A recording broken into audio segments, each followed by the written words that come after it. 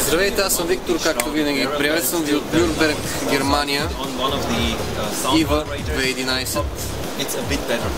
В момента, както можем да забележим, сме на щандът на Evanix. Пак ще кажа, че това е корейска фирма, доказана на пазара, световния пазар, както с качеството, така както ще се убедим след малко с вида и функциите на пушките. Нещо, което предстои да излезне април месец. Мисля, че много от вас маниаци ще бъдете фрапирани. Моделът е Speeder. Естествено, външно Evanix не правят компромиси. Отново фабрично заглушена цев, място за оптика, 10 заряден барабан. По-натам ще обхванем и апгрейдите, които предстоят в барабан системата. С какво тази пушка е по-различна от другите? Какво да ви кажа? Може и да не ми повярват. Значи, април месец това ще излезне с пак. Доколкото разбрах, мисля, че ще излезне и с автоматичен режим на стрелба.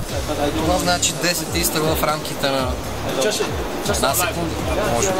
Представете си 4,5, 5,5, 6, 35 и 9. Какво да ви кажа? За една секунда 10 изстрела, 9 мм чашка или топче, ако има такъв вариант. Мисля, че с това можем да отидем на лов за прасет. Вие как мислите?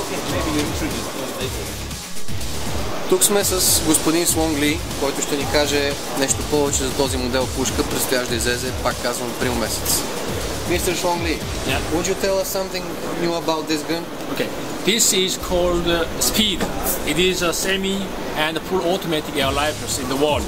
This is first time, and it works. It's loading with a battery and motor and gear. Looks like that one. Okay, that's all. That's simple. The caliber will be available 177, 2025, also 9mm. This is a big door.